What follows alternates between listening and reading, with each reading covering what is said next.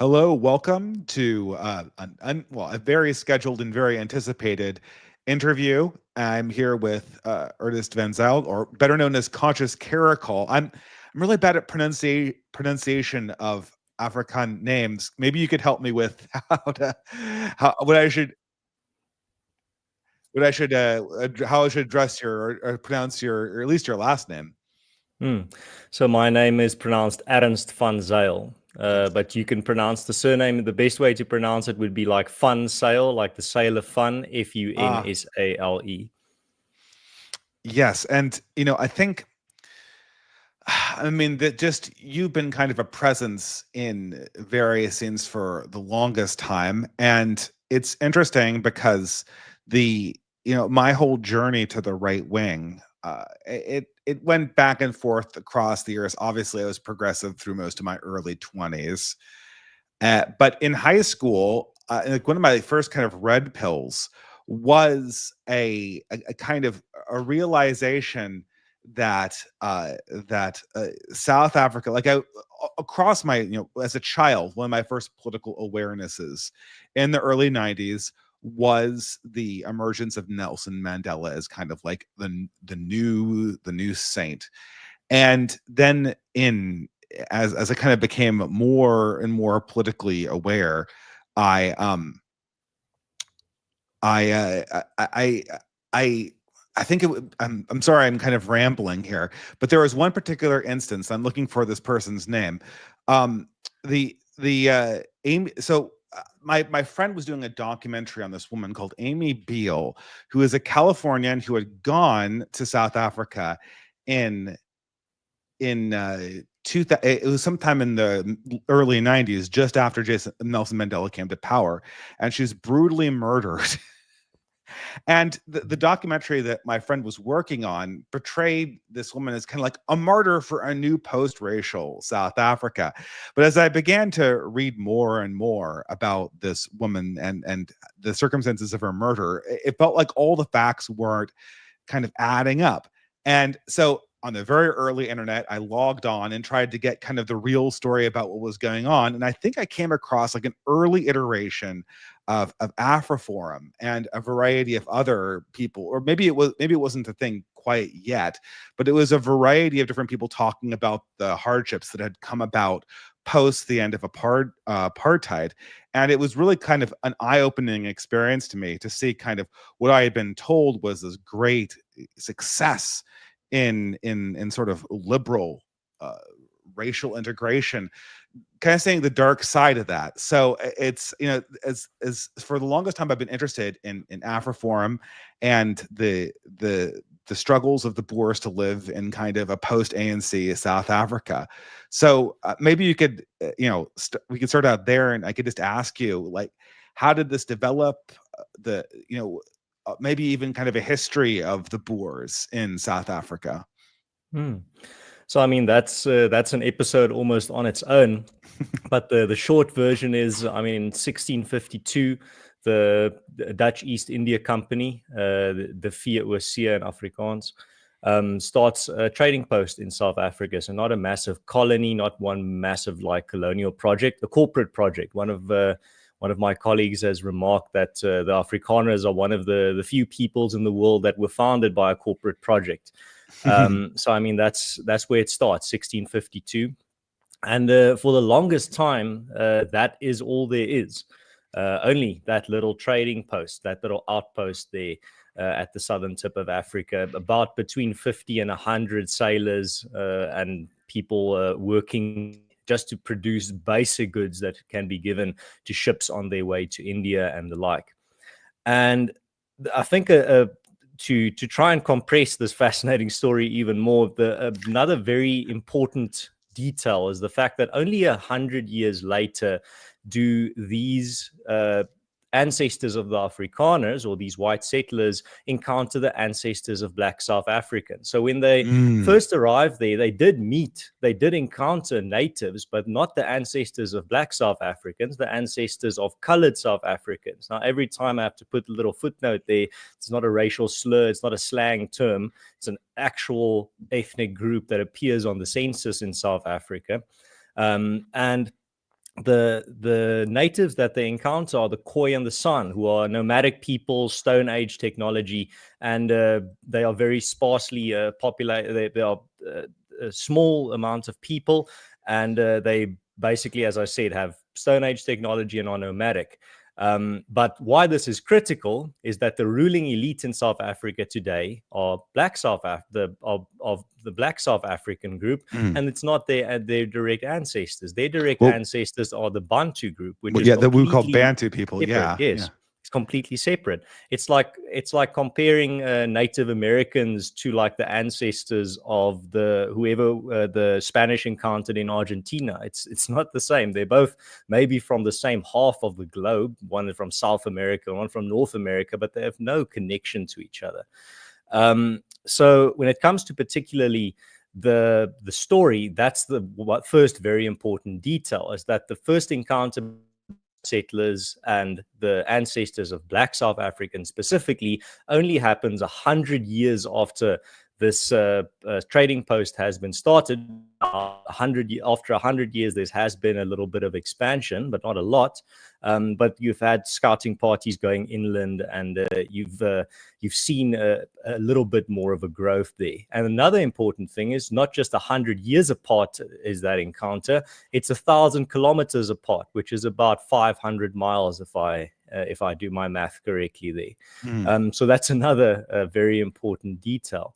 And I think you can't put it on screen now, but I would give your audience some homework, or maybe if they are at their PC, they can open another tab. You can just search Black South Africans demographic map or population map, South Africa, and you will find a map from Wikipedia, and it won't be from some weird alternative source. It will be an official map showing you where Black South Africans live in South Africa. And you'll see that it is very starkly divided between like the western part of the country that is almost like just white. There's nothing there on the map in regards to the demographic concentration, and the more eastern northern side being very heavily populated by black South Africans, because that matches up with the Bantu migration that came from the north down into southern Africa. And it shows you also that you can almost draw like a line through South Africa if you look at that map, because at a certain point, I mean, South Africa is majority a very arid and desertous country. At a certain point, you can't support a large population or even a village of people without borehole technology. So, the Bantu peoples are dependent on livestock farming, and they're not just hunting or living off the land. They need quite a lot of resources to sustain their settlements. So at a certain point, they just stop their migration, because at a certain point there's not enough water. And this is a critical point, because if you look at that map, if you go down all the way to the southern tip of that map, that's where the Dutch landed. They landed in like this demographic just wasteland if you just take the Bantu ancestors and the white ancestors into account. Of course, they are the ancestors of the Khoi and San there, but today in 2025 South Africa, their descendants have no political power. So I mean, that's a critical part of the story. And now I've covered the first 1% of the story. Well, I mean, I think, they're obviously, this is where we're, it's kind of funny that you did all the back history, because as far as Americans are concerned, we first learn about South Africa. It appears in sort of the British Boer War was it the 1890s, I think? Sometime around then, right? Yeah, and so there's two Boer Wars, one more famous than the other. So the first Anglo-Boer War happens in the 1880s, and the second one, the more famous one, happens in 1899. Again, we can have an entire conversation or stream just about the Anglo-Boer War. Fascinating chapter. I'll just give you like the little bullet points on what happens next after the first chapter of the story that I gave you now. So the next bullet point that's important is in 1806. At the end, as you know, at the end of the 1700s, the Dutch East India Company folds and disintegrates, which means at 1806, the British annex the southern tip of Africa for strategic and trade reasons. This is not has no relation to the Anglo-Boer War. Then but why it is important is now they start treating the proto-Afrikaners, the descendants of French Huguenot stock and Dutch stock and German stock, they start treating as second-class citizens. They replace the entire legal system with the British system. They start anglicizing all institutions, all centers of power. The public language becomes English, and the language of Proto-Afrikaans or Dutch at the time that my ancestors were speaking was being marginalized, and they were being treated as inferior. They were being treated as just more tools in human form that can be used to help build the British Empire. And by 1838, again, I constantly just have to put the little footnote there. I am doing like a nuclear level condensation of the story here. 1838 or 1836, let's say in the 1830s, the Great Trek happens, which is something I think some of your listeners might have encountered, where these Proto-Afrikaners, the Boers as they are also known, or at that time they called the free burghers, mostly the free citizens, because they were living free from the Dutch East India Company. They had become farmers and self-sufficient to a large extent. They say they've had enough of being treated as second-class citizens, as being treated as inferior to the Anglos, as seeing their culture and their language being wiped out systematically by a massive colonial power that has colonized their little part of the world. And they trek a lot of parallels with the trek or the move west in America, except these oaks are going into the interior now with no state support, no friends, no allies, very little. They're going into the unknown wilderness with literally their guns and their Bibles and whatever they can fit into their little ox wagons. And this great trek has such a makes such an impression on the Anglo psyche that it injects the word trek into the English language. And if the Great Trek didn't happen, you would not have Star Trek. And there needs to be a good pun of that. I just heard I imagine you could have some fun with that anyway, with nerd culture. And now I've covered 5% of the story, just to give you a little signpost. And I know, obviously, it's kind of interesting to see how everything is so spaced away, right? Because it sounds like the colonization or the discovery of the founding of what we would consider Boer South Africa, it for almost 100 years is just essentially on the Cape, and then only very late moves inland.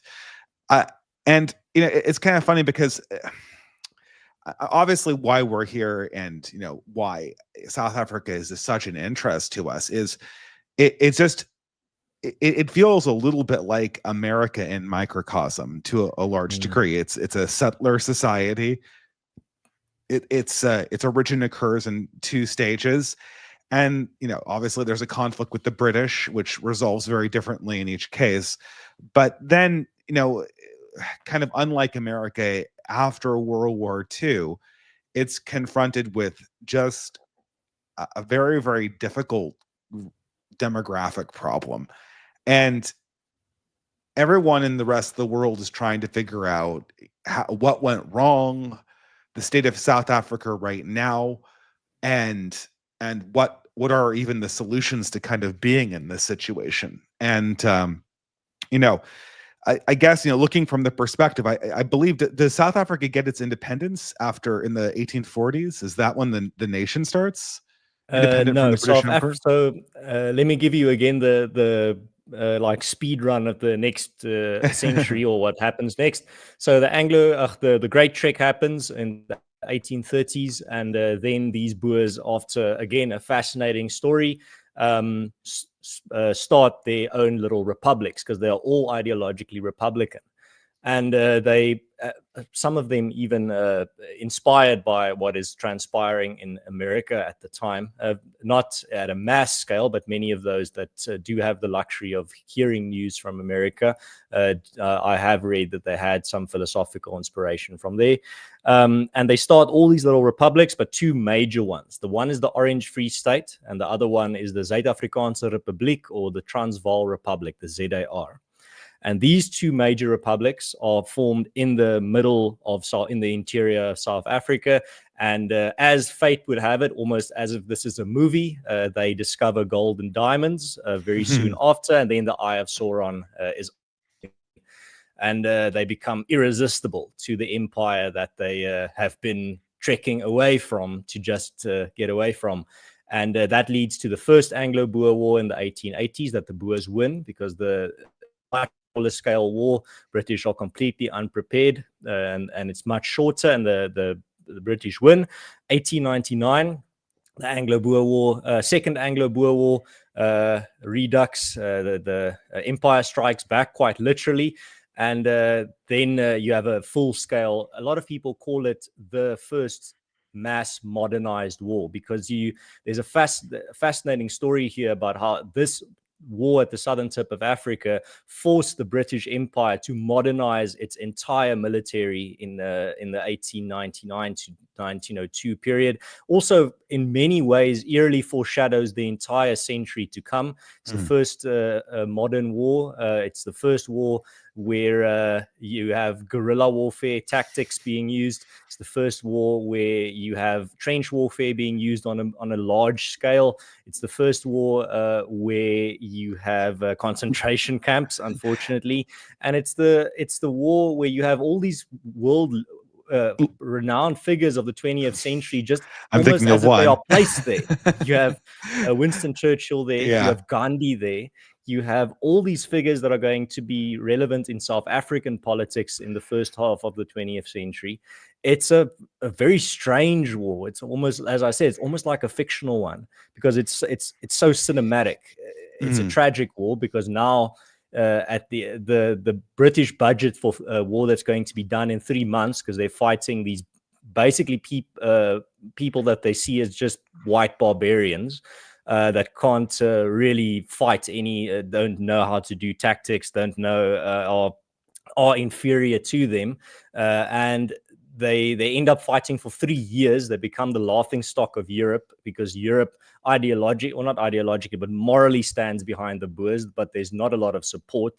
Germany sends the Boers some weapons and support, but not a lot. And then after the first year, both the Boer republics are already captured, and then the British are pretty much saying, well, we're playing chess, we have your king in checkmate, those are the rules. And the Boers are just like, we're not playing chess. Then the war continues for another 2 years. As I said, it lays the groundwork, or it foreshadows the century to come, where the rules of war just change, where you can't just do X, Y, and Z and you win the game. No, now you have to start facing a new enemy, an insurgency or a guerrilla warfare enemy. And the Boers go into insurgency mode, guerrilla warfare mode, for 2 years, where they blow up infrastructure, the British wherever they can. And the British Empire is losing a lot of money and prestige. And by the third year, they just say, enough, we are going total war, or as they call the strategy, scorched earth. And they just start destroying all the Boers' farms. They burn down everything, kill all the livestock, take all the women and children and put them in concentration camps. Because at the end of the day, you're fighting these Boer commandos, as they were called. That's what a Boer unit was. A unit of Boers was called a commando. That also travels through the vocabulary to America. First, the term is adopted by the British military from that war, and then it travels to the American military vocabulary. So without the Anglo-Boer War, you would not have American commandos. So then that brings an end to the war, the scorched earth policy. Because, I mean, how do you keep fighting if the thing that you are fighting for, to preserve your freedom, your republics, and your women and children, your families, your people, is being wiped out systematically in concentration camps? I mean, that's over.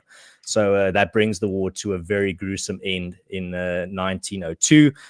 Just one last piece of context to understand the Boer psyche now going into the 20th century. More women and children die in those concentration camps than soldiers on both sides combined. Yeah, I remember that. And I don't know, there's this for an American audience, they're all American school children, or at least most of them where I lived, read this like horrible book called The Power of One, which was like a very anti-Boer like history of South Africa. You might be familiar with that. There's it was a lot turned into of a movie as well.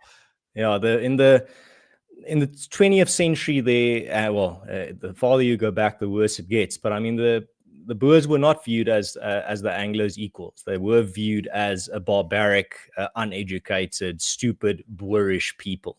And even to the 20th century, you still encounter it in many ways. I mean, the class or the commentariat in South Africa is still very much Anglo-dominated, and you see a lot of prejudice coming from there. But on the ground, those prejudices have faded in the 20th century. So between English-speaking white South Africans today and Afrikaners today are very good.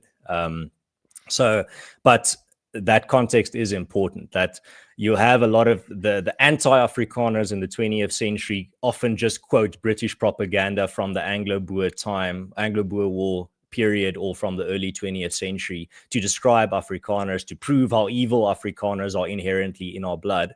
And they're just reciting like the worst type of just propaganda. I mean, I read, I once was in a museum of the Anglo-Boer War, and I read a letter coming from that time, where so the news of the concentration camps was just breaking in the British press, and thanks to heroic figures like what's her name? It's too early in the morning now. I'll get to it now. Maybe someone in the audience can remind me. But it was just breaking in the British press now. And there was a letter written by an apologist for the British government that said, this is not so bad. You have to remember, even though they are white, the Boers are not as civilized and as sophisticated as us. They do not experience pain and suffering and oppression as we would if those were British or Anglos within those concentration camps. So just take that in mind. They have Africanized, is the word that I have found in that letter. So I mean, that was the sentiment at the time. No, it's really interesting. But I mean, at some point, the South Africa leaves the British Empire and becomes a separate political entity. Yes. And I think that's kind of where my curiosity is drawn, because, you know, I think the question is how does a white nation live on a black continent, on an African continent?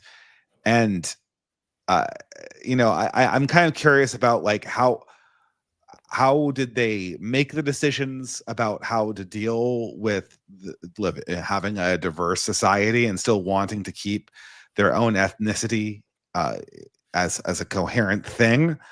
And how did they deal with the prospect of being demographically overwhelmed from the outside countries, given the differential levels of wealth? Are you not speaking about the Afrikaners in the 20th century? Yeah. Well, I guess I am kind of skipping ahead. But I just want to make sure what period you're specifically referring to. Well, yeah, I guess you do. You have me at a disadvantage because I'm not even so sure when South Africa becomes independent from. Oh, right. Sorry, I went a long way around again. The story is so fascinating. I get bogged down in the details. No, it is certainly. We can make lots of movies about this. So the end of the Anglo-Boer War is 1902. So the next chapter in the story is 1910. 1910 is the creation of the Union of South Africa. It's the destruction. Well, at the end of the Anglo-Boer War, all the Boer republics are crushed and destroyed, and in 1910, the Union of South Africa is created. South Africa as a country is created, and 1910 is when you basically find the birth of South Africa. If you want to ask, when does South Africa as an entity start? The Union of South Africa starts in 1910. It's the merging of the Cape Colony, the British Cape Colony, with everything else within that region to become like a unitary state, a very dysfunctional one, but one nonetheless. And now it's under British rule if this is a series that you're watching, for the rest of the series, this is now under British rule, this corner of the world. I just remembered the whistleblower, the British woman that was the whistleblower for the concentration camps was Emily Hobhouse. That was the name. If anyone again wants to read a story about a fascinating person. Absolutely. And what was the political outlook? Moving kind of away from the British Empire. I'm kind of curious about. I'll just give you another signpost, and it'll be a lot clearer. Apartheid starts in 1948. Okay, perfect. And that obviously is a response to wanting to maintain independence as like an ethnic group, right? As a distinct people, an Afrikaners people. Well, yeah, it's a complex story. It's again an episode on its own. But that period between 1910 and 1948 is characterized by many other interesting factors, like the fact that in the First World War, South Africa goes to fight on the side of the British Empire, causing massive trauma within the Afrikaner community, because now you're going to fight on the side of the empire that a few years ago just put your family members in concentration camps against the Germans who had during the same war. It's such a traumatic event ethnically for Afrikaners that we pretty much go into what we refer to loosely as the Afrikaner Civil War in 1914, the Maritz Rebellion. Massive uprising and fight amongst Afrikaners about fighting in the First World War. Again, 1940s, same story, going to fight on the side of Britain again. Less traumatic, seeing as there's now about 30 or 40 years between the Anglo-Boer War and the Second World War, but still the controversies and the cleavages remain. And this actually is one of the factors. I mean, Anglo historians will not really point to it because they often, it's one of their major blind spots as to why you get why the nationalists win in 1948. But I mean, this is, from an Afrikaner perspective, it's as clear as day that again, after the Second World War, there's just this sentiment among Afrikaners that we do not want to be the automatons of the British Empire anymore, being dragged into war after war to fight for an empire we have no connection to, and an empire where we are not even seen as equals within. So that is one of it, but it's a very hard sentiment to measure. So it's very easy to just brush it under the carpet and say, oh, well, it's just these, again, now you see the enlightened Anglos are pushed out and these brutish, hateful, racist Afrikaners take over. And now it's just the hate in their DNA, the hate in their blood that gives you the rest of the century. That's literally how it's described by the British press at the time. Oh, very much. That's the story I got about South Africa too. But it's amazing. Again, actually, it's so complex what happens next. I mean, I really do the story injustice to just say, well, it's one or two or three factors. There's so many factors at play here. But apartheid pretty much is the best. I mean, without the opportunity just to describe the whole history for 3 hours, the best way I can describe it is again, as Professor Dani Goosen described it, it is one of the most modernist projects that you will ever find. It's one of the first modernity projects where you go in with the angle of, we are going to categorize all these different ethnicities and cultures and peoples into their own little state designated boxes that are drawn on little maps by bureaucrats. I mean, it is quite ironic looking back now in the 21st century, seeing that the type of thinking that you see take root here is, again, a state-managed project of, we can use the state machine to organize peoples into their little places. It is, I do agree with Professor Dani Goosen that it is the first modernist project, and one of the first major modernist projects of the 20th century that you see. So what I also want to emphasize is this I'm going to refer to it, that's why I'm going to refer to it as this massive project, the state project, because there's two major driving forces driving it. On the one side, the cynical, just we want to build an industrialized modern economy, and for that, and we have massive gold reserves, the largest in the world, and for that we need a massive amount of cheap black labor. That's pretty much the economic foundation of apartheid, is the exploitation of cheap black labor to build a massive industrial economy around the mines, the gold mines, basically. And then on the other side, you have the idealists within the National Party that want this project of, as they described it, small republics for every people. We want to, as they put it in their words, We want to give to other peoples of Southern Africa what the Afrikaners have always wanted for ourselves, their own little republics. And it is it is an imposing of the Republican idea on all these other peoples around us. So you can see why this system is just destined for disaster. If you take the two main influences that brought it about into account, that are clashing like titanically. On one side, you have this massive, almost imperial Republican project. It sounds strange, but it's the best way I can describe it. And on the other side, you have from the idealists, and on the other side, you have the cold, clinical, cynical. We need to exploit as much cheap black labor as possible to build this industrial complex machine around the mines, and that's how you get the apartheid system, is the amalgamation of these two driving forces. And I think I also heard someone once describe apartheid from that one side, the economic side, as this massive project in just cheap labor logistics, where you want to create, you have a cheap labor source that you want to exploit, but you also want to preserve these little ethnic divisions. So you can't, you have to bus in or transport all the cheap labor to where they are needed, but they can't stay too long, because then they start threatening the ethnic segregation project. It's just an impossible juggling act. It is, from all angles that you look at it, it is destined to collapse at some point. And I mean, that again, I'm condensing, again, a fascinating and complex story into its bare bones, but that's the best way I can sum it up.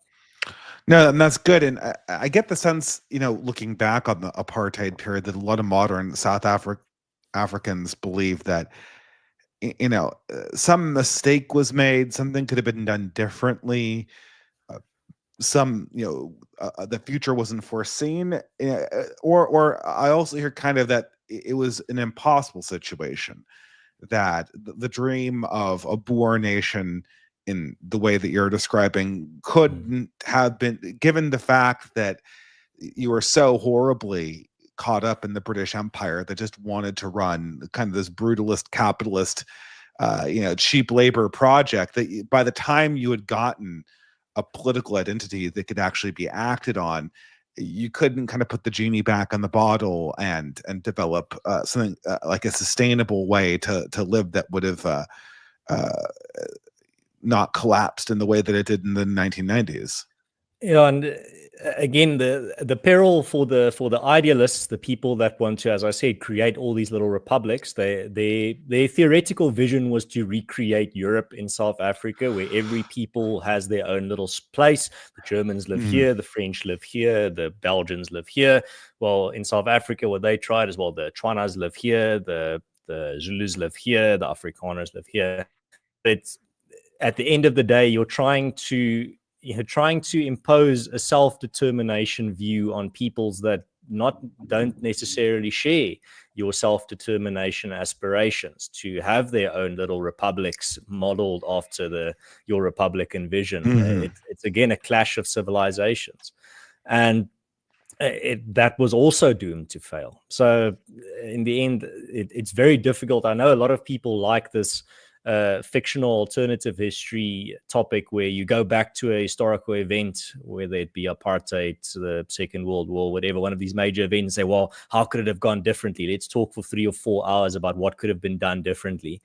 I'd hate to be the guy to ruin a good time, but I have to throw some cold water on people's faces. I don't really personally see a lot of value in what if conversations, because you're always going to, in 99% of those conversations, you're going to be horribly biased towards how you think things would have ended up better rather than ended up worse. Everything in people's little scenarios when they go back in time, always, if as long as you follow their plan, everything works out and nothing goes awry and no bugs in the system, or unpredictable events arise. So from my side, I mean, I know people really, really like that thing, going back to a historical event and then theorizing about what could have been done differently. But I personally don't really, not that you are taking the conversation in that direction, but I just always have to add that unfortunately I'm not that type of a entertainment product for people. I personally don't see the value in reminiscing about if only they'd done this, if only they'd done this, because every time if you go into it, you make a choice and you go into a certain direction, that opens up immediately a bunch of other unpredictables fall into the equation, and you have no way of seeing what would have happened if you go into a different direction with a different policy, because there's just unforeseen things that then are added automatically into the scenario. Well, I mean, so you have the end of apartheid, the rise of the ANC. I don't even know. Is it a communist party? Is it not? It's a quite explicitly communist party. I mean, the ANC even till today is in what we call the tripartite alliance. So the tripartite alliance are three major parties that two of the three agree to not contest in elections, as long as if the one party wins, those other two parties get a say in policy and get appointments as ministers, whatever. Those three parties are the ANC, COSATU, the labor unions, and the South African Communist Party. South Africa has had ministers of finance that were members of the South African Communist Party. I've never heard an ANC cadre say a bad thing about a communist. They idealize leaders like Che Guevara, Fidel Castro, Mao Zedong, societies like Venezuela. The ANC is a leftist party. Why I don't want to say extremist left is there are more extreme left in the ANC, because if I call them the most extreme of the left, then I don't really know what to call those to the left of the ANC. But if you place them in a Western in America, they would be classified as an extremist left-wing party. They take a lot of inspiration from communist ideals, and in the 1990s, I mean, you can just you can just look up, I mean, the ANC's connections to the South African Communist Party, and you don't have to go down a conspiracy rabbit hole to find them. The alliance between the two is quite explicit, and they celebrate it constantly. So no, it is an explicitly left-wing party at the time in the 90s. It is still today, but a lot of people create this idea of we could have never seen the left-wing turn the ANC would take. No, you could have foreseen it. Everyone could foresee it that had eyes to see. I mean, they were almost like a terrorist organization at some point. Well, they had their own terrorist wing called Umkhonto we Sizwe, the military wing of the ANC, which literally planted bombs and targeted civilians. So I mean, it's not really a debate. You just have to Google Church Street bombing to see some of their handiwork. When it comes to specifically the ANC's plan for post-1994 South Africa, they lay it all out. Again, you don't have to be a conspiracy theorist that goes digging in the archives to find the machination. They publish it on their website. You can go to the ANC website and find their plans, like you can visit the McDonald's website to find like information about the founding of the company. So there you'll find what you call the NDR, the National Democratic Revolution, which is their formula for how you gain power and then what you do once you gain power. It's an old Soviet idea that they just co-opted and now use still to this day. So the formula is very simple. It goes in three stages. Stage one is you pretend to be a classical liberal free market organization to gain power. You talk about how important private property rights are, how important free markets are. You pretty much pander to the Western world to gain legitimacy and support. You are these moderates. Then after gaining hands on the levers of power, you initiate the second stage, which is associated with what they call cadre deployment. Cadres are party loyalists, and cadre deployment, again, not a conspiracy thing that you have to go look behind the curtain. They openly talk about cadre deployment as an official state policy.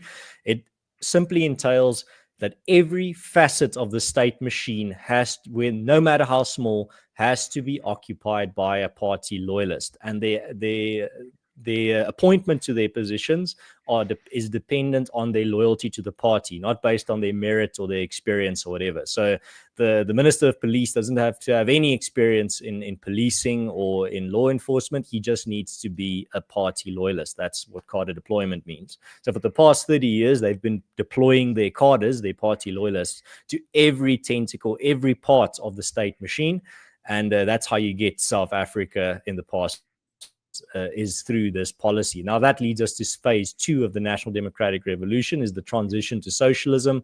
They literally announced phase 2 around 2009. I don't remember exactly the year.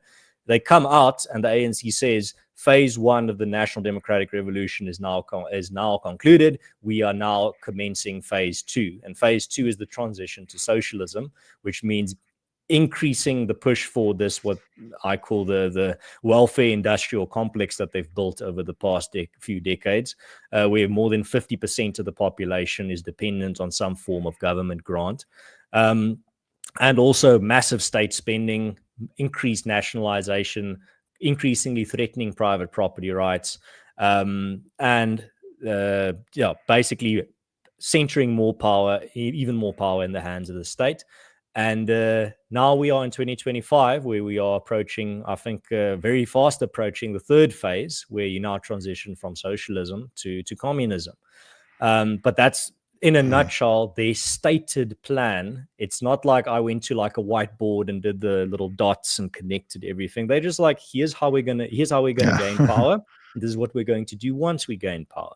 So I just wanted to put that out there to ensure that nobody can say, well, we didn't know. In the 90s, this looked like a moderate party. We could never have predicted that they would go into this direction. Well, they said they would go into this direction. You just willfully ignored it. Yeah, it's like the classic socialist plan to transition into communism, except, unlike in Europe where it just stayed permanently in social democracy, this actually transitioned into something that looks more revolutionary.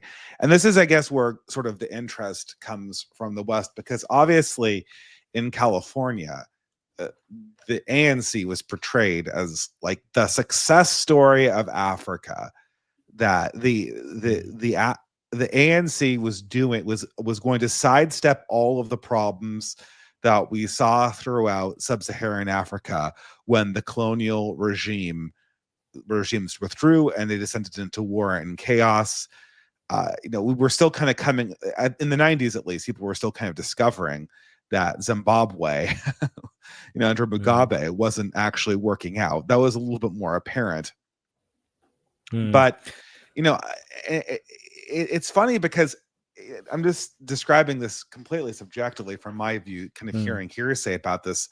It's kind of funny how in sort of California shitlibs imaginations, South Africa lies. When they think they can get away with it, they try to imply that South Africa is on a course to sunny uplands. Like, if it hasn't been in the news recently, that like, yeah, there's a lot of struggles. Like, there's a lot of things they have to overcome. They have to overcome like the legacy of apartheid. But once they do that, they've just got to prime the engine and get back on track to, being this, post-racial paradise. Yeah, they just see it as we were on the right track and then we got a speeding ticket. Yeah, exactly. And then when South Africa is in the news, it's kind of funny. Shitlibs in my home state will talk about South Africa less and less, the more and more an event from South Africa is actually in the headlines. Because usually, and I think they're ready to bite the bullet that, it feels like South Africa is headed in the exact same direction as Zimbabwe. But on the other hand, it feels like demographically speaking, it can't quite go the same direction as Zimbabwe. There's too many people, there's too many whites, they're too invested in the land. And the country can't quite collapse in the same way either. Yeah, well, it's, again, as someone who lives here, it's very obvious, but I mean, I understand why people just immediately draw that parallel of just thinking, well, the only way it can go is exactly a carbon copy of Zimbabwe. But the two, I mean, there's a lot of parallels, but there's also a lot of differences. In regard, I mean, I I can go into all the differences, but that's also a massive conversation. But I mean, some of the key differences is the fact that, as you said, in Zimbabwe, there was only about 200,000 whites, and they could flee to South Africa. But I mean, in South Africa, there's 4.5 million, and they don't have anywhere to flee to. It's their only home. They are rooted here, especially in particular the Afrikaners disproportionately. So that's the one thing. So there's not, I can't really see that type of exodus as you saw with white Rhodesians happening in South Africa. I mean, where would they go? They could immigrate, but that immigrating over an ocean and fleeing over a border is very different to each other. And then, of course, the economic situation is also vastly different. There's also a massive black middle class in South Africa. The black middle class in South Africa is larger than the entire white population combined. They are also invested in the system not falling apart. There in South Africa, there is ideological creep within the courts, but the court system is still relatively functional. Even though it has delivered some shocking judgments recently. And yeah, there's a major difference between how the economies are structured as well. I mean, the Zimbabwean economy was largely, majority of it was dependent on agriculture. So when you destroy private property rights and start taking people's farms, the main sector powering the engine of your economy just collapses. South Africa's economy, while not as diversified as a developed nation, is light years in front of the Zimbabwean one in regards to how it's diversified and what sectors are developed. But I think the key issue to understand is that issue of if in regards to culture and the different peoples that you find here. From an Afrikaner perspective, I mean, we don't have any other home. In colonial Africa, all the British subjects, when the colonial period ended, they could just flee or be ordered home. There was a home to go to. Afrikaners don't have anywhere to go. There's no country where our ancestors predominantly come from. Our ancestors are a mix of Dutch, German, French. I mean, I can just use myself, my own family history, to demonstrate the Afrikaner history at large, the demographics that went into forming the Afrikaner. My first ancestor came to South Africa in 1688, so just about 20 or 30 years after the first refreshment station was started. I'm the 9th generation of my family here. And my family history is Dutch, French, German, Swiss, a little bit of Belgian, Flemish, and a little bit of Scottish as well. And that's the Afrikaner story in a nutshell as well. There's no home country in Europe to flee to if you were to have to flee somewhere. So you have just millions of people here that know no other home, no cultural home. Many have immigrated over the years, but the majority have stayed and have either can't leave or refuse to leave. And the refuse to leave part is a very complex one for people on the outside to understand. I think one of the prominent questions I always get when I appear on American or European interviews is, why don't you just leave? And I mean, that's a conversation on its own as well. There's for many people material factors. Immigrating means you liquidate all your savings, everything you have, because the South African rand is not a very strong currency. But at the same time, there are millions of people, especially Afrikaners, that refuse to leave, because every Afrikaner will tell you they are either 9th, 8th, 10th, 11th generation of their family here. And if all the Afrikaners leave South Africa, that's the end of the Afrikaner culture. We assimilate into our host nation. If you take Afrikaners and you place them in a Western country, they assimilate within 1 to 2 generations consistently. It's just, we don't have the cultural immune system to survive as a diaspora people. There is a massive Afrikaner diaspora, but they slowly but surely assimilate into their host nations. That's just the reality of how it works. So if you are asking that question, you have to take into it, if you say, well, why don't all the Afrikaners just leave? just take into account the fact that if all the Afrikaners leave, that is the end of the Afrikaner culture. That whole story, that condensed as it may be, that I just told up until this point, that's then over. That's the end. The last chapter is then, and then they all leave. And that's the end. There's no more Afrikaner story after that. Yeah, of course. I mean, that's obviously the danger. I mean, well, maybe not obviously, but many viewers will be aware that the South African government has kind of toyed with just radical dispossession a few times in the last 10 years. Most recently, just when Trump came in. They've definitely have their eye on abolishing private property rights. So in 2018, their most prominent attempt was they tried to amend the South African constitution to abolish private property rights. This is a political party, by the way, that still hails Robert Mugabe and ZANU-PF from Zimbabwe as heroes. They attempted to amend the South African constitution, and it went to parliament and amended to abolish the private property rights clause. And in the strangest twist of fate, private property rights survived. So what happened was they needed 2/3 majority within the parliament to pass the constitutional amendment.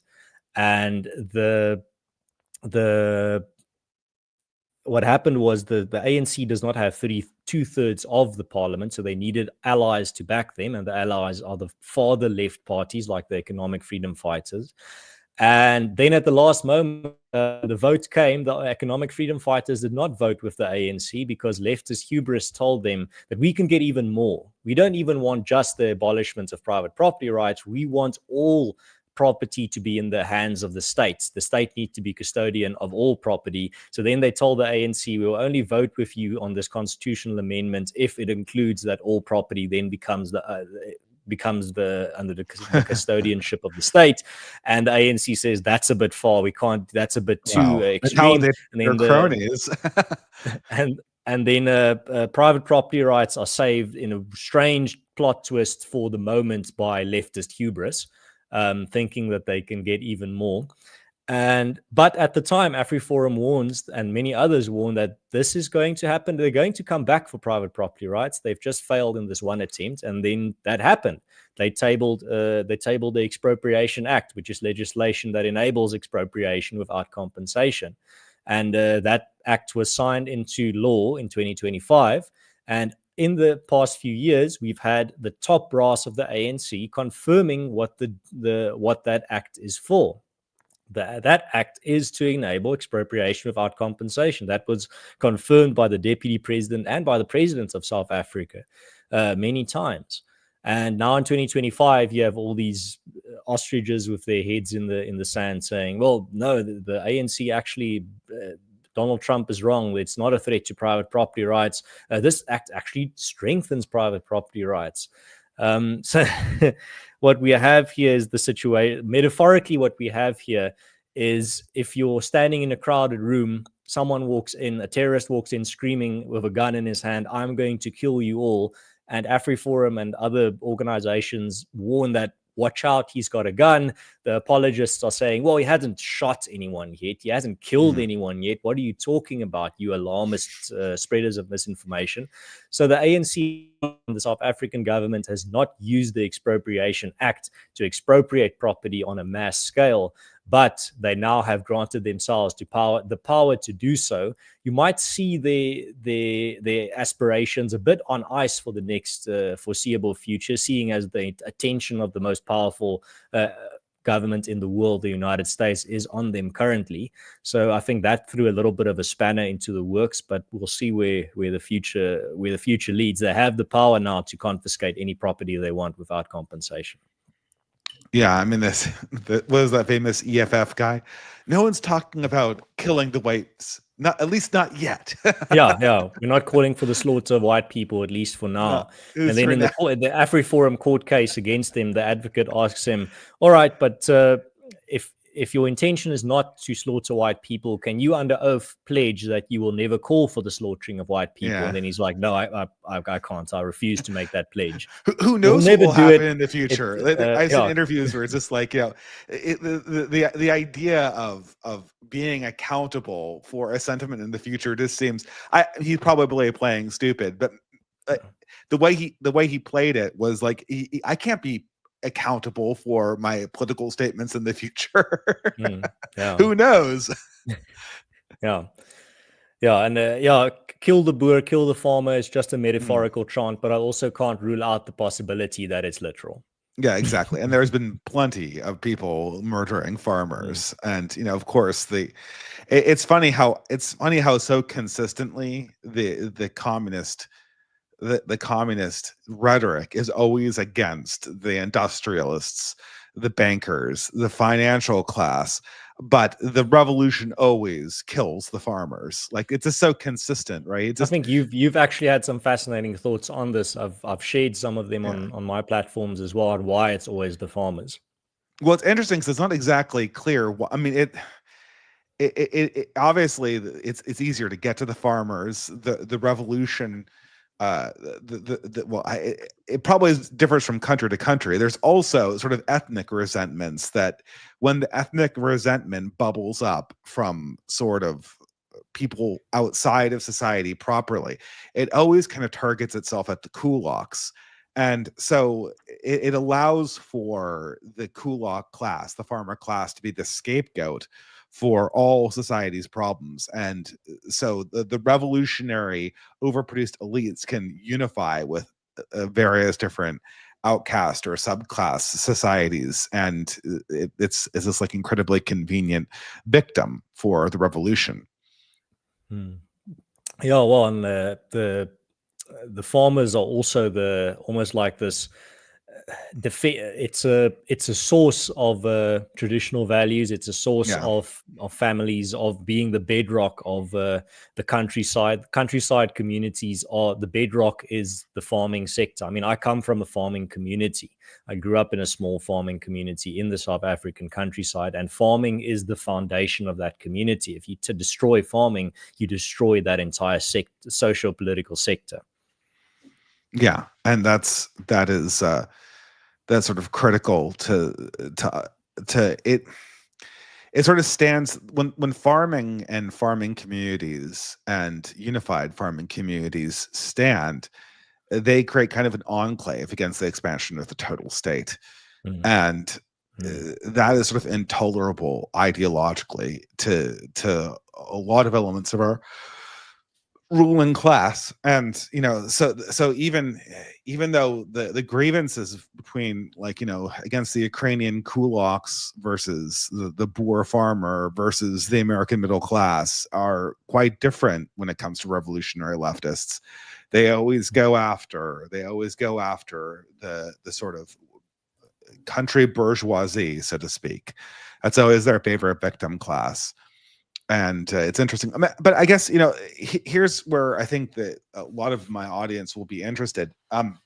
What is what happens next? Now you've got the story next. Like, how do you deal with the situation? I mentioned Afriforum. This is an organization that's been on my radar for a really long time, but everyone wants to know what they're going to do in the future, and also kind of how similar populations that are put in demographically hopeless situations might be able to replicate a little bit of their success, perhaps.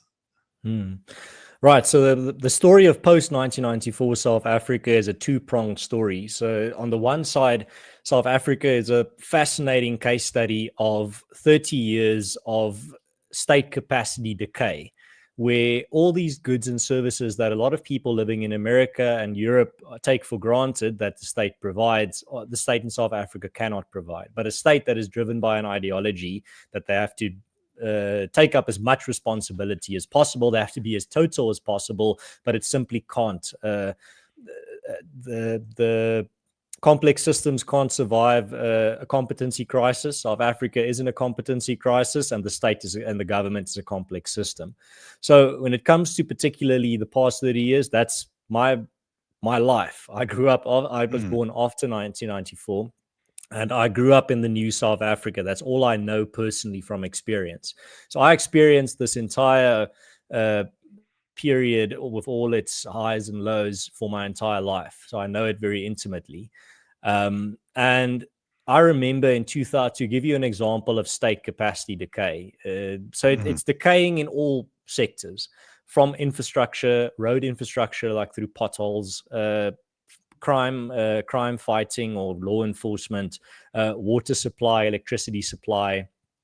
So in 2007, the power crisis starts in South Africa, the electricity crisis. So the South African electricity in South Africa is a monopoly, a state monopoly. Eskom, the state company, is the sole provider of electricity in South Africa, and it simply can't live up to the job. So in 2007, I remember being in the car driving to school, being a very young boy, and hearing that over the radio that tonight rolling blackouts are going to start. And that was the start of the crisis. Now we are in 2025, 18 years later, and we still have rolling blackouts. We just had rolling blackouts the other day.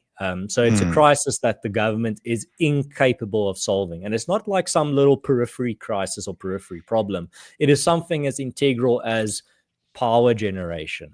So that's one example. And again, we can go 3 hours into just all the different ways in which the state is decaying. But that's the one side of the story, state capacity decay. On the other side is, what does this do? Well, it creates a massive vacuum. And just like nature abhors a vacuum, power abhors a vacuum as well. So that vacuum is going to be filled by one of two groups, the good guys or the bad guys. There's a reason why South Africa is a perfect case study and is one of the countries in the world where you see a flourishing of both organized crime and organized communities, because these are the good guys and the bad guys. That void is being filled with crime. We have a mafia in every sector. We have a building mafia, we have a water mafia, we have an electricity mafia, we have a mafia in every sector, organized crime in every sector. And that's filling the void. But then also communities organizing are filling the void. And that's where Afriforum comes in. Afriforum is one of the leading pioneering organizations in community organization, probably the largest on the African continent based on our membership base. So Afriforum comes from what we call the solidarity movement. And this brings us now back to what are Afrikaners doing in this latest chapter of the story, this latest season in the series called South Africa or Southern Africa. Well, after 1994, we lose the power over the state, a state machine that you've built up to be as powerful as possible. And I mean, that's where the tragedy of Greek proportions, ancient Greek proportions comes in, where you build this massive giant, this massive state machine to on the one side, I mean, there's a cynical side to it as well, but there is a cultural preservation element to it. You plug in all of these things that you've built through your community, educational institutions you built without the help of the state, all these different community-based organizations and companies and crowd-funded companies in the 20th century. You gain control over the state. You plug in, because now you've got power, you've got control over the government. So then, of course, the allure comes in. Well, let's plug in all of our community institutions and organizations into this new massive machine that we are building.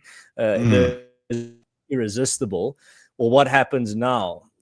As long as you are in control of the government, that's fantastic. Now all of your community institutions are supercharged because now you've plugged them into this new machine.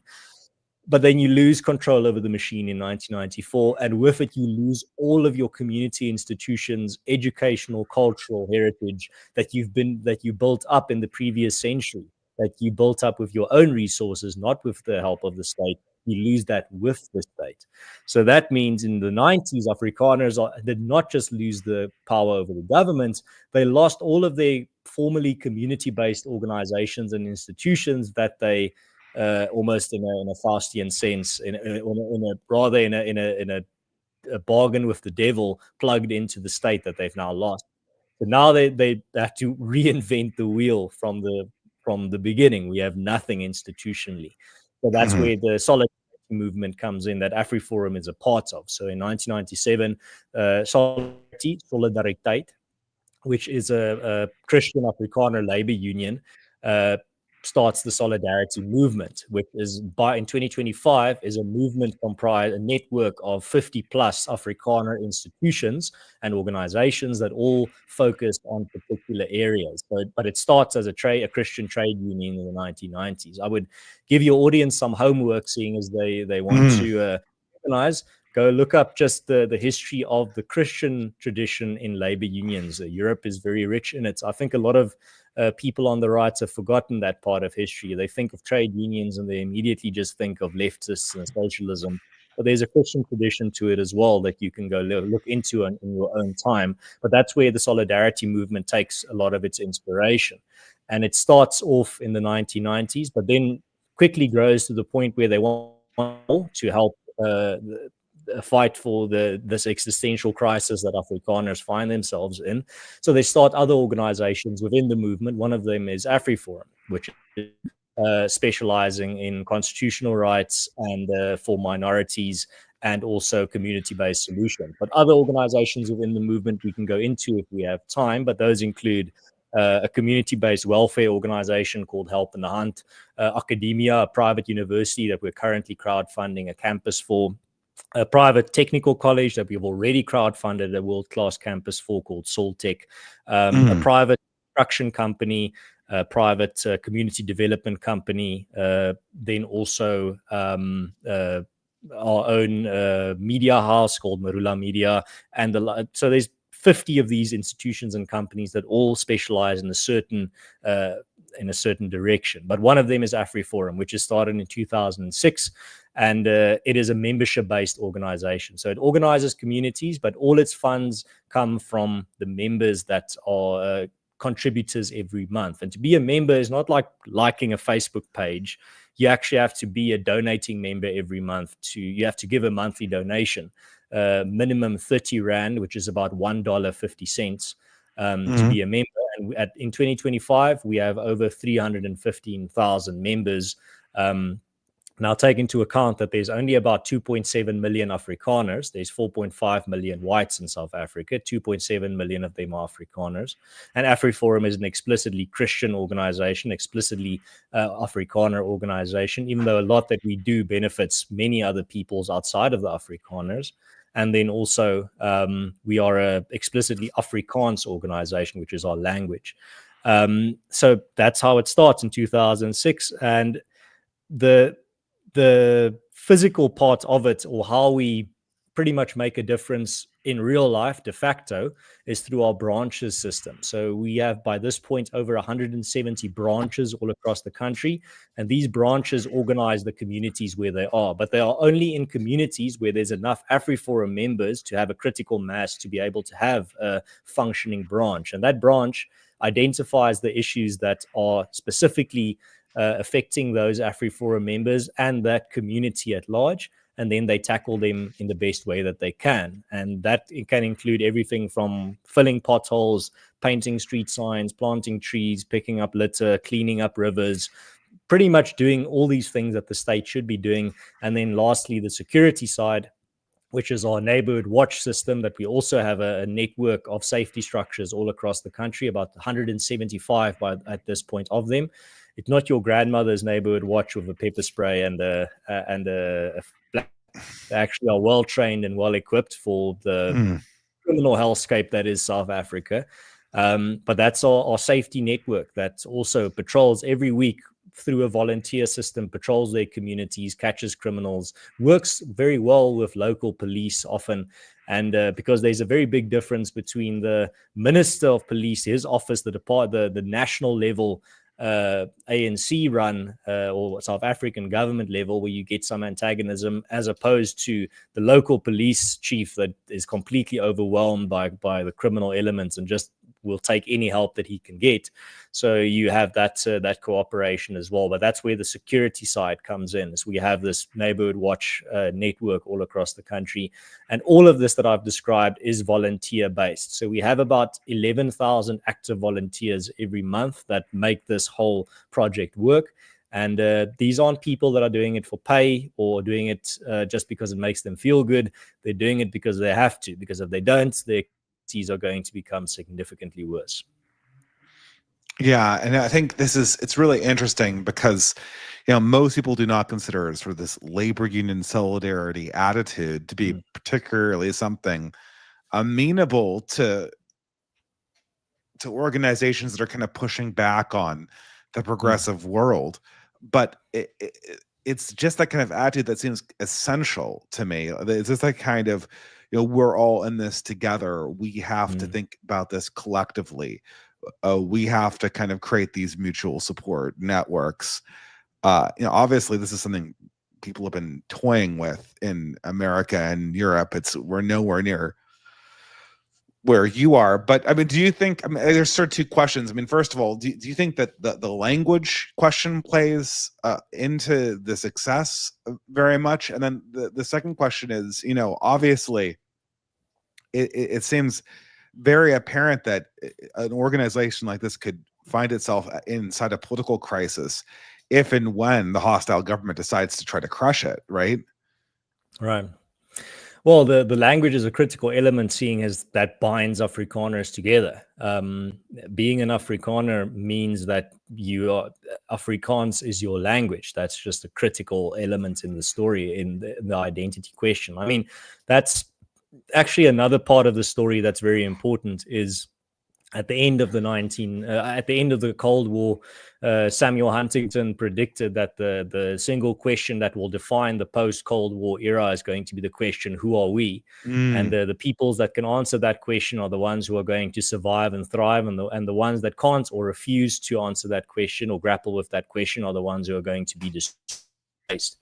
And I mean, there's many reasons why you can fail to answer that question. It can either be you don't have the answer. Secondly, it can be that you have too much hubris and like, why should we be debating this simple question? We already know the answer to that. We've got bigger fish to fry.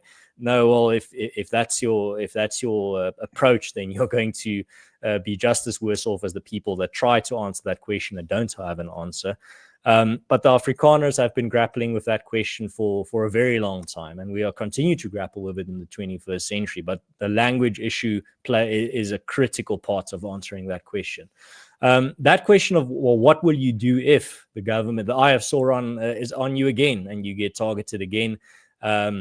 Or if you get targeted in a more extreme sense. I mean, that's a very valid and critical question. But I mean, the important thing to understand there is the ANC works on a formula called what they call the balance of forces. So the balance of forces means that for every decision, whether that be a policy decision, a rhetoric decision, whatever, before you make that decision, you go to the balance of forces, you do your calculation to see if the majority of power is on your side or against you, or if you will face significant pushback. Are you facing a significant alternative power source? If that is the case, it doesn't even have to be overwhelming. If it is going to be a significant alternative power source that you are going to be facing, you wait until a more opportune time. You do mm, not engage. You do not move forward. So with that in mind, if you know exactly what software is operating when it comes to the ANC, if you're playing an RTS game and you know exactly what the AI is going to do, then your mission becomes, I have to be a weight on the balance of forces. I have to make sure that I weigh as much as possible on this balance calculation of forces. And that's what the solidarity movement and Afriforum have been doing through all of our actions, through proof, but also creating as much what we call self-bestuur. There's not really don't even try. There is not an English word that adequately describes it. It's something between self-management and self-governance, basically taking control of your own destiny increasingly and becoming as independent of the government as possible. That all goes into this weight calculation of forces. And the question then is, well, what do you do if the state comes to crush what you've built? A question also asked to another community, the Orania community, the Orania movement, that you've probably heard of as well. And the I answer is definitely very have, yes. simple. The answer is very simple. The answer is, well, then you defend it. And how do you defend it? Well, the best way to describe it is what I'd call the porcupine principle, of where we have this massive nature reserve in South Africa called the Kruger National Park. And it has every big African predator that you can imagine in there: lions, leopards, everything is there. But there's also badgers, and there are also porcupines flourishing and thriving there. Very small animals, but they are living amongst these predators. And how do they do that? Well, they've got very effective asymmetric defense strategies. The badger has very thick skin.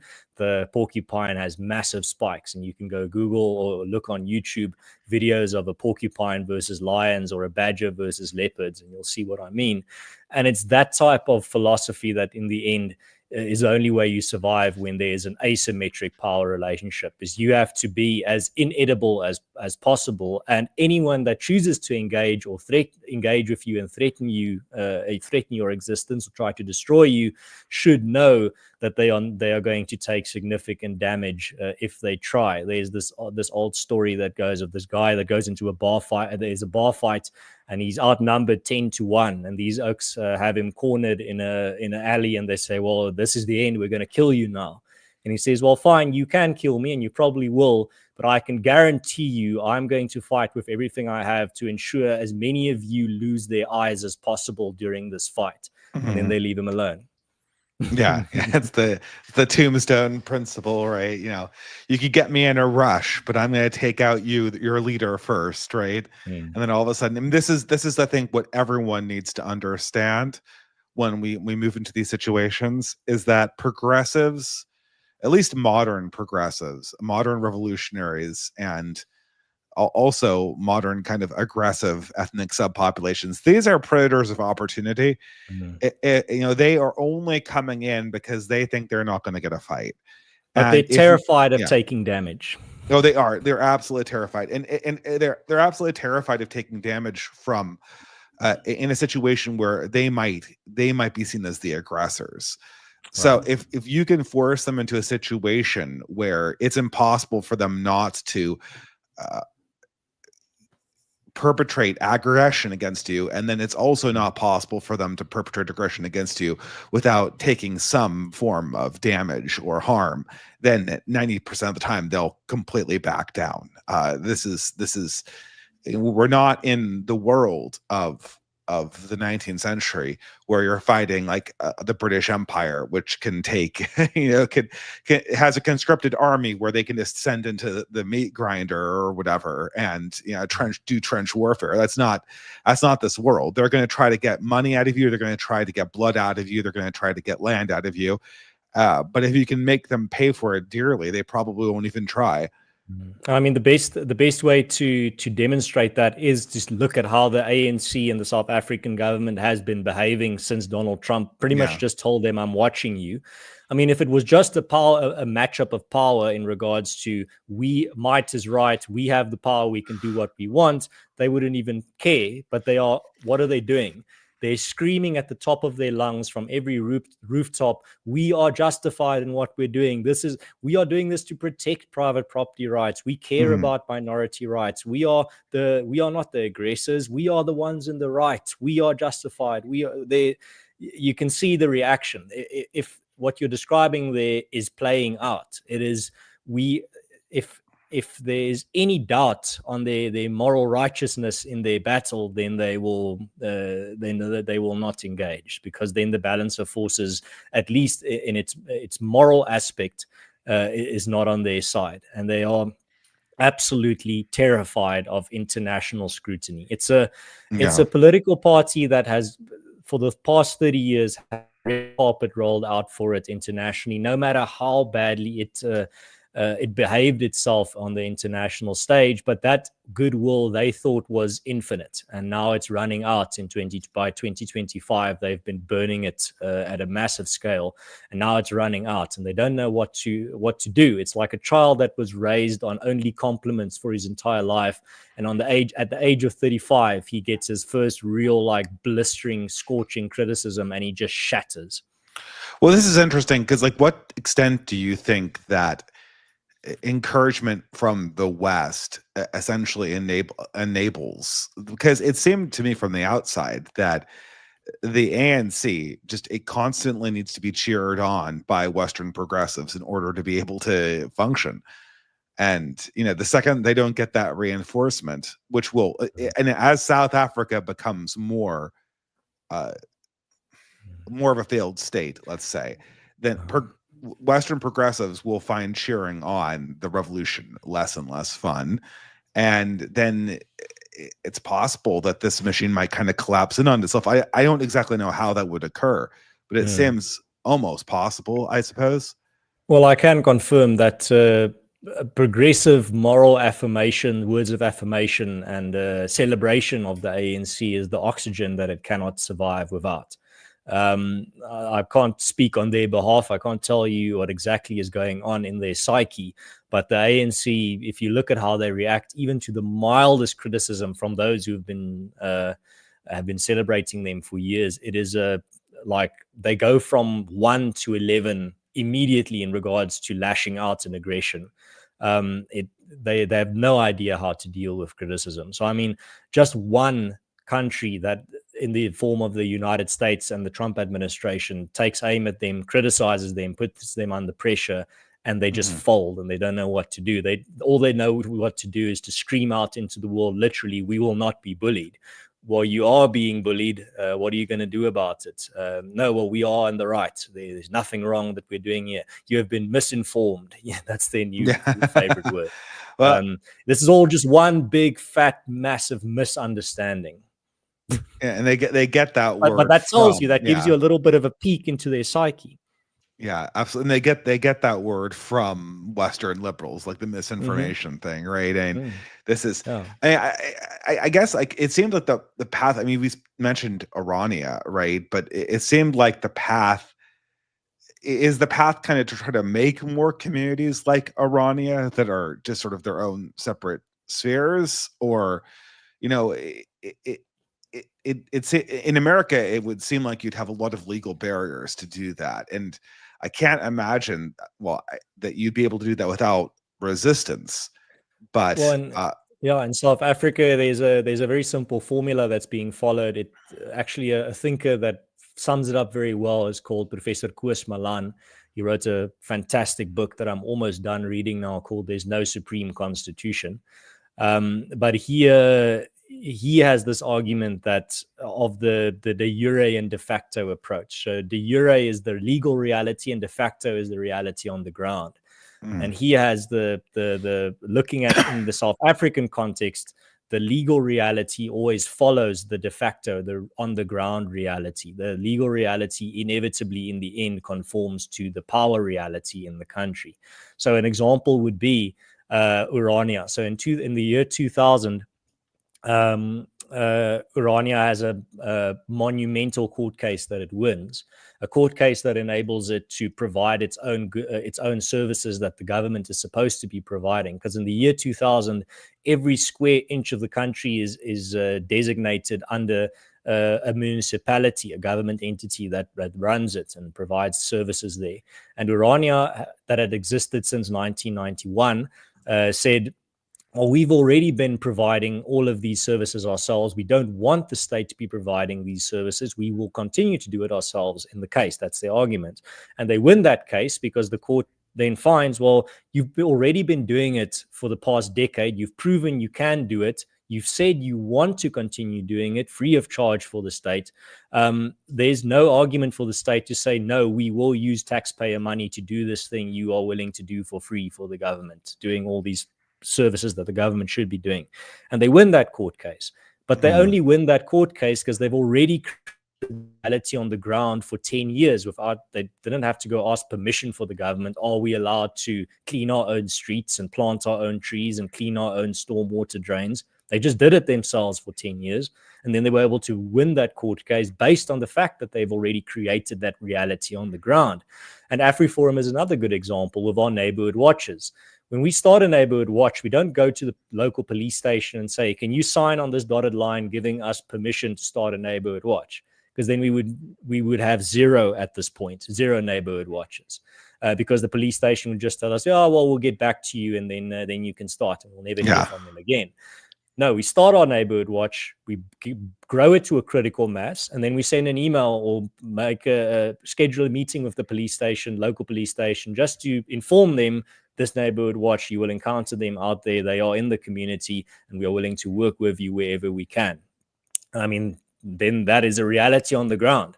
And then the legal reality just follows the de facto reality. So that pattern of creating the reality and then the legitimacy and legitimizing and of the officialness of it follows, that pattern and just constantly plays out in South Africa. And I think it might not be a pattern that will be carbon copied in other societies all across the world, but it is a pattern that I think is not unique to South Africa, where you create the reality first and then the legal reality conforms to the power reality. Yeah, I mean, this is the phrase of the year. The phrase of the last year and a half was, "You can just do things. You can just do things." Yeah. You need. It's almost, I think, harder at this stage to get kind of the cooperation and the solidarity. Modern states are totalizing, but they're also super, super lazy and super insecure about their own moral rectitude. And so you can bend that to your advantage by just forcing them into, like, in order to stop me, you have to have a confrontation.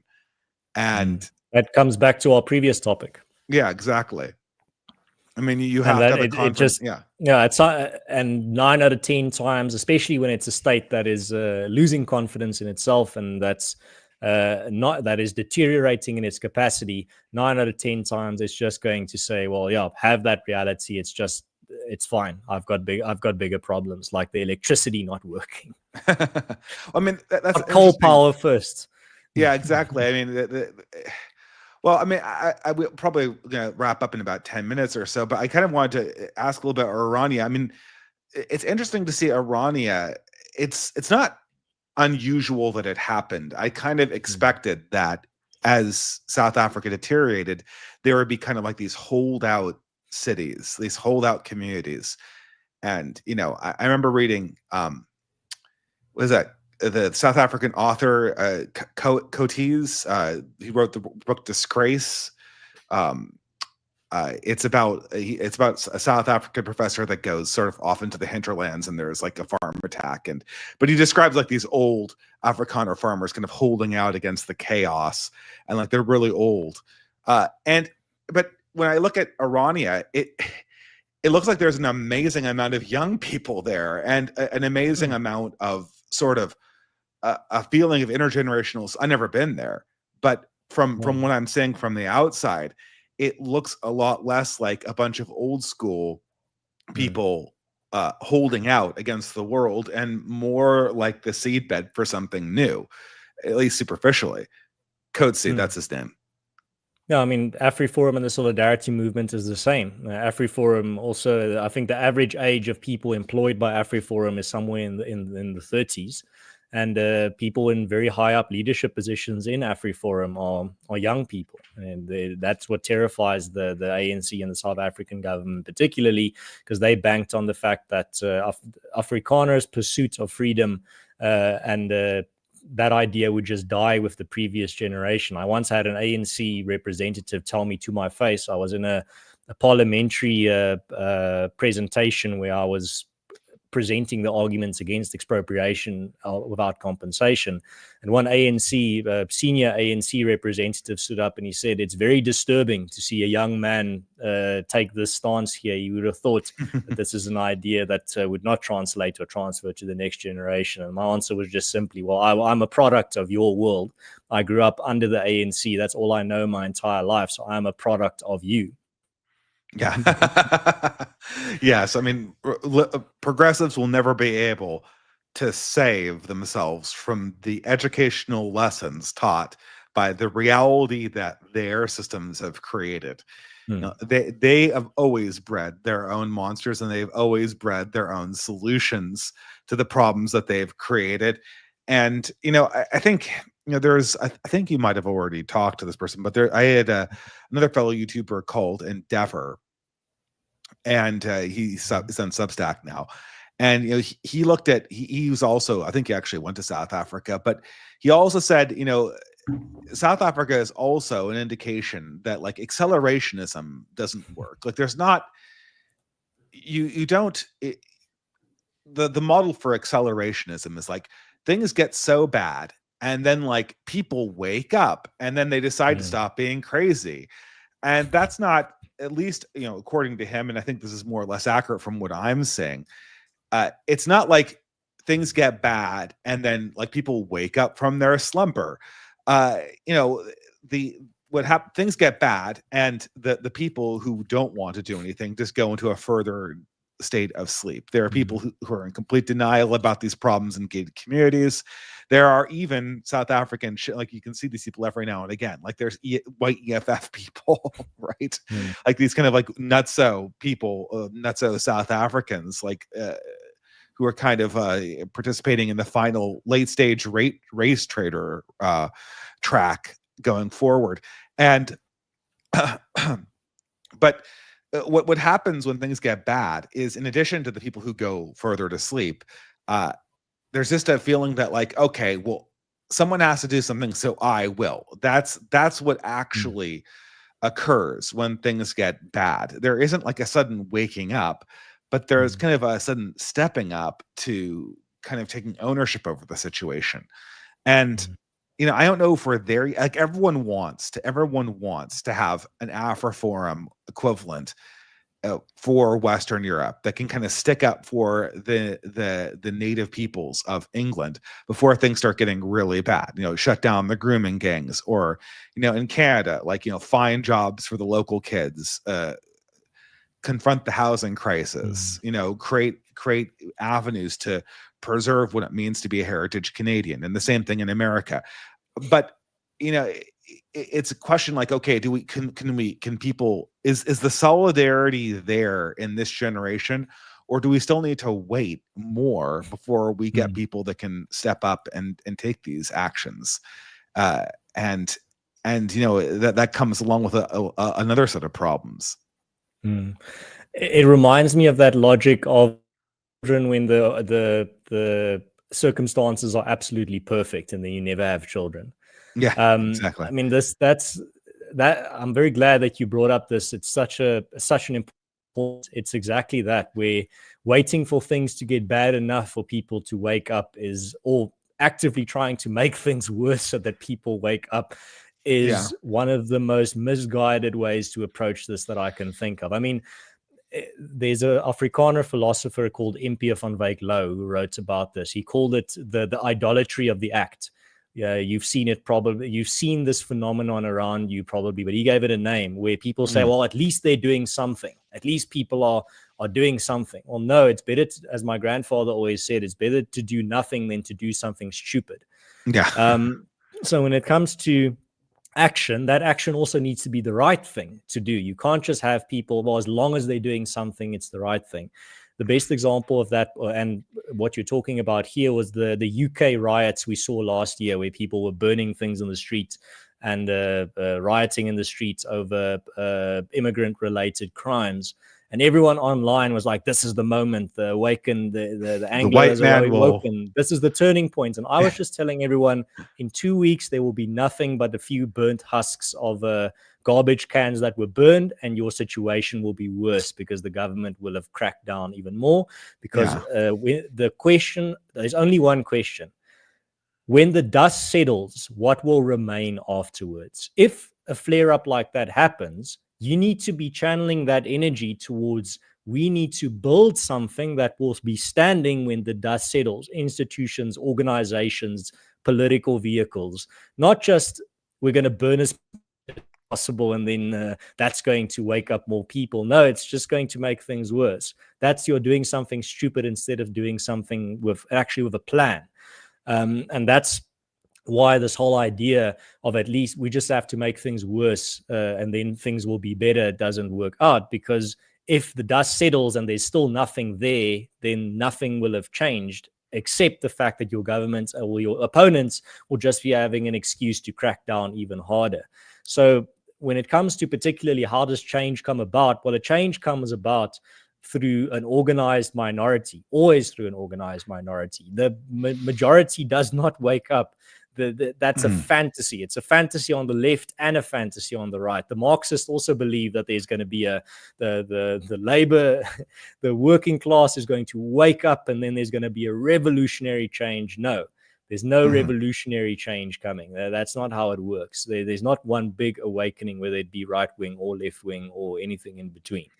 Is the organized minorities, whether they be left wing, right wing, or anything in between, that make any difference. The people that bother to show up, even to the most boring of things. Sometimes it's not very sexy, sometimes it's not very exciting, but that's how change happens. Actually, the best example, one of the best examples, would be just bothering to show up to your parent-teacher meeting or getting involved in the school where your children go to school. It's boring. It's not very sexy. It's not very based.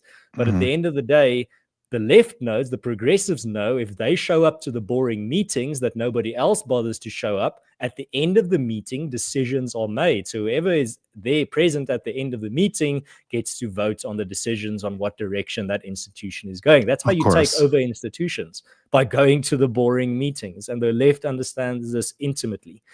So when it comes to what you talked about there, about, well, we wish we had an Afriforum in other countries as well, or something that emulates what we're doing. Well, the lesson from Afriforum is that you build these things preemptively. Afriforum was started in 2006. I don't have a quick fix for you. I can't tell you how you build this overnight. I can't tell you how you build this in 5 years. I can tell you how you build this in 20 years. You start today, and you start small, and then you create the biggest circle of influence that you can at that time with what you have. As Flip Base, the head of the Solidarity Movement, says, you do what you can with what you have, and then you start growing that circle of influence. You start by filling one, for example, in the Afriforum context, you have enough resources to fill one pothole and start one neighborhood watch. Now in 2025, we fill tens of thousands of potholes and have 175 neighborhood watches. But that's a long-term project, and everything was done preemptively. You don't get all these things when things get bad enough. You build them because you know things are going bad.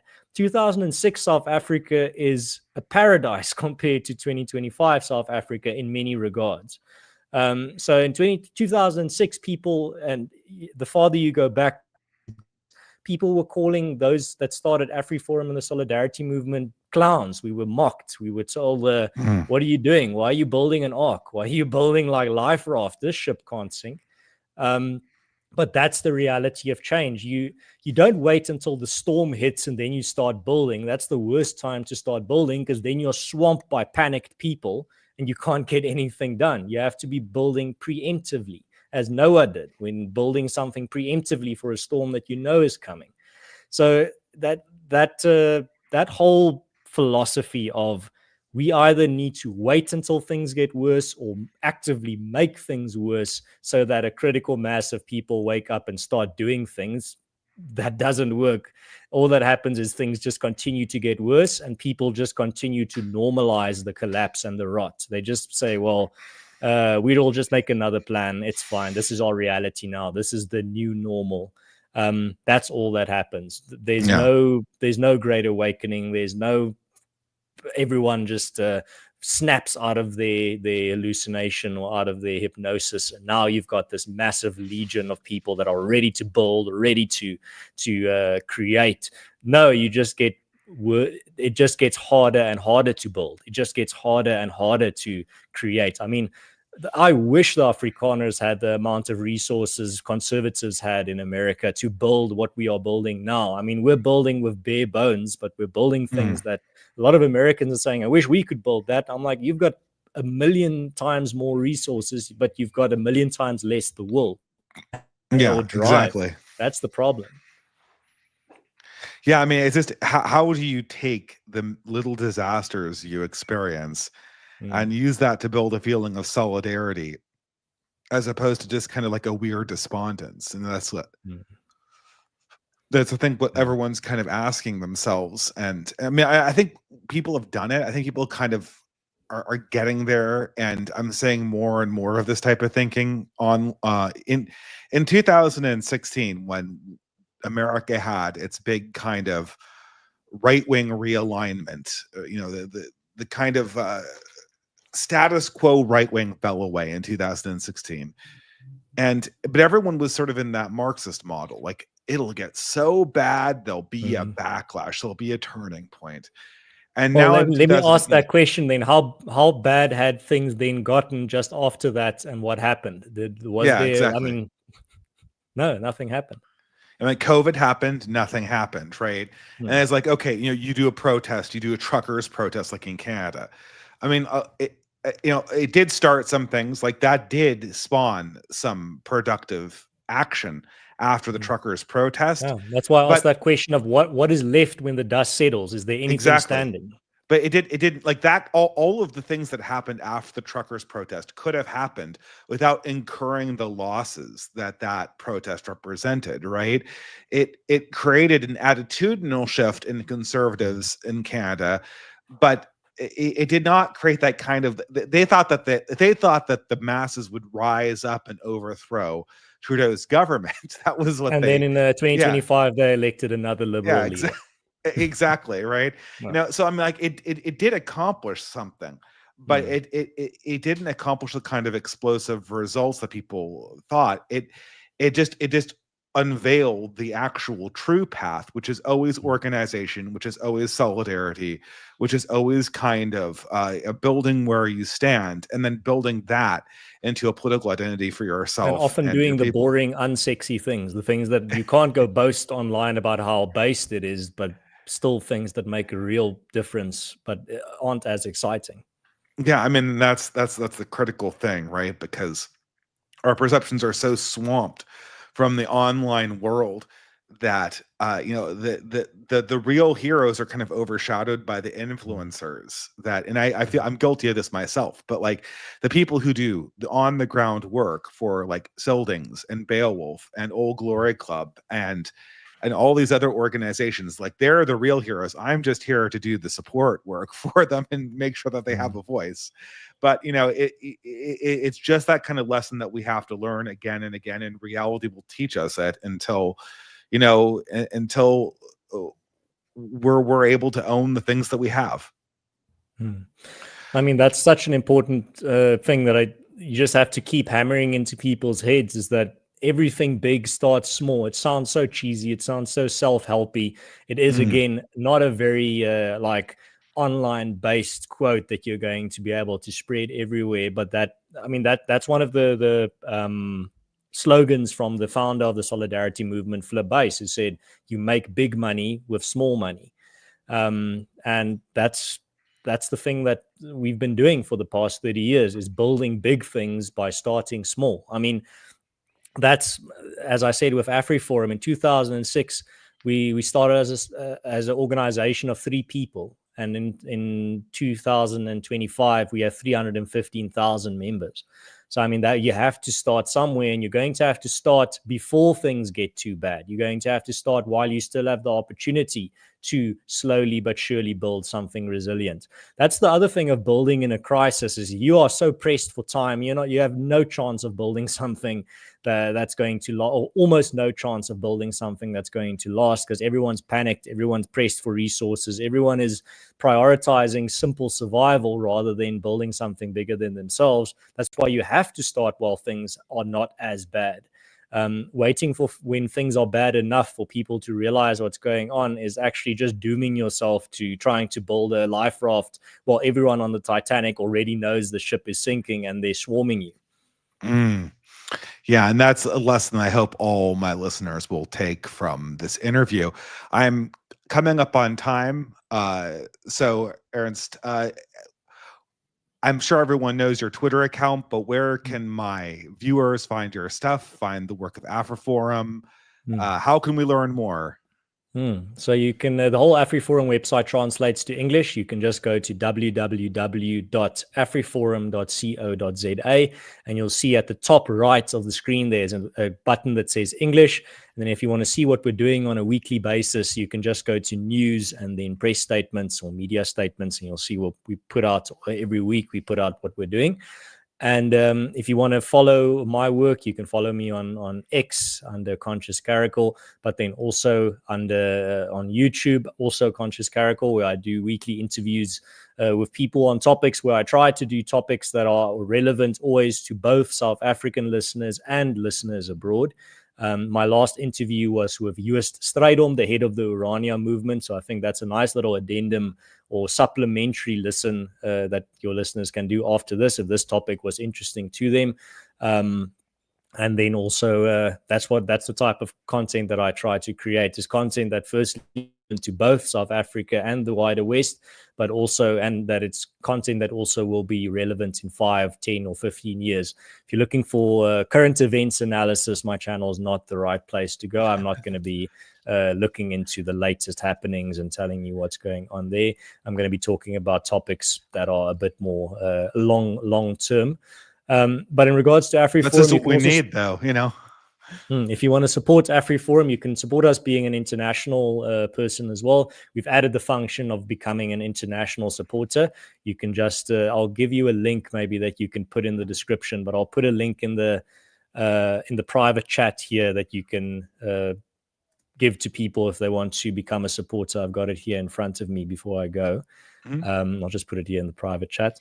That's where you can become an international supporter of Afri Forum. If you want to support state-proof solutions here in South Africa, and there is an incentive there to support it for people abroad, because what's happening here is there's good news and bad news.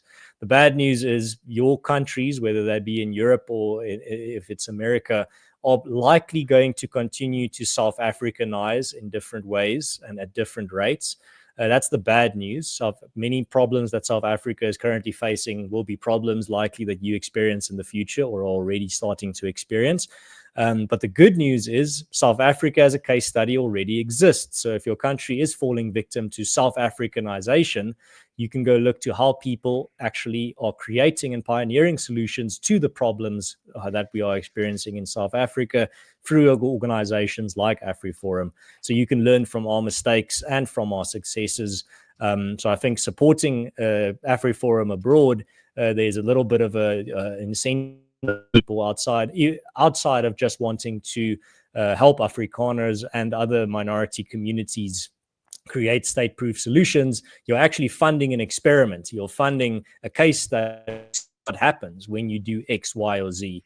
And you can, like I said, you can not only through that learn from our successes, but also learn from our mistakes in regards to how we respond to increased chronic South Africanization. So yeah, that's the good news and the bad news.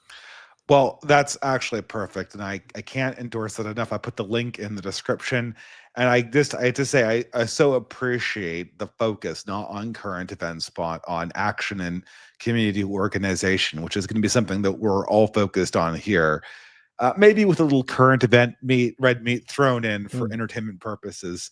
But Ernst, thank you so much for joining me, and I'll certainly have you back in the future when we can find times between our differential time zones. But right now it's really late for me, and I need to head. You can see me yawning. I need to head to bed. But I'm yawning for the opposite reason. I just woke up.